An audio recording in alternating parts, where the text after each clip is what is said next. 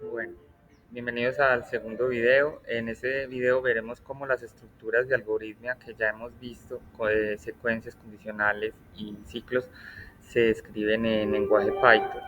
Empecemos por los condicionales.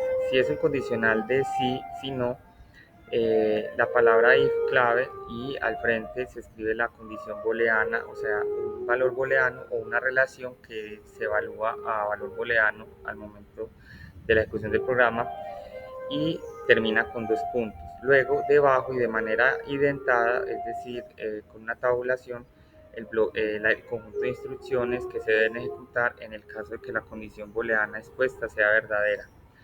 En el caso de que esa condición booleana sea falsa, bueno, entonces se completa con la palabra else, ya no lleva condición porque estas y debajo identadas todas las instrucciones eh, que se ejecutarían en el caso de que la condición booleana se evalúe a falso. Noten que entonces el else no lleva condición, simplemente es el bloque que se evalúa cuando la primera condición se da a falso.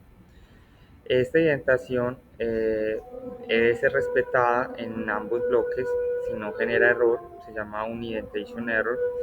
Lo mismo los dos puntos deben ser respetados al final de la sentencia if y al final de la palabra else, de lo contrario sería un syntax error. En el caso en que haya otra condición adicional a ser evaluada, por ejemplo, tenemos tres casos.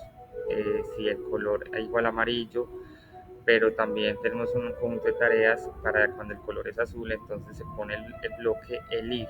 Eso permite evaluar una segunda condición que se evaluaría solamente si la primera condición dio falso. Entonces el elif podría ser si color igual a doble igual idéntico al azul.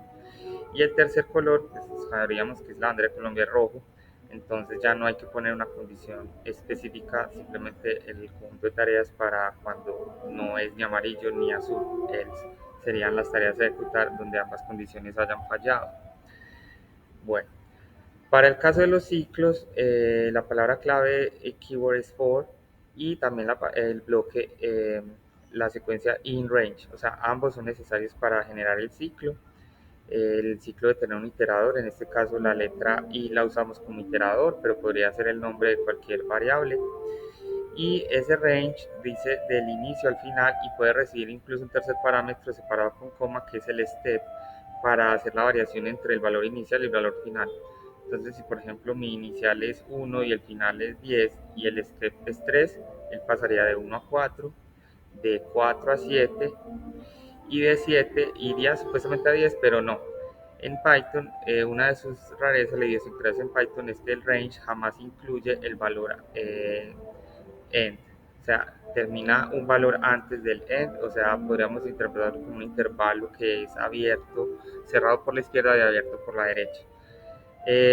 Debajo, identado también, para evitar un error de indentation error, el bloque de tareas que se ejecuta es el número de iteraciones que especifique el range. Python tiene otra forma de usar el for, es cuando yo tengo una variable que es un listado. Eh, bueno, entonces en este caso ese listado o ese conjunto de objetos se llama iterable y la variable iteración, en mi caso se llama variable, pero podría también llamarse nuevo i, podría ser for i in iterable. Lo que importa es que iterable sea un objeto de Python como un diccionario, un set, una lista, una tupla que contenga varios objetos. En ese caso el ciclo for se va a ejecutar de manera iterativa hasta que termine de pasar por todos los componentes que hay en el iterable.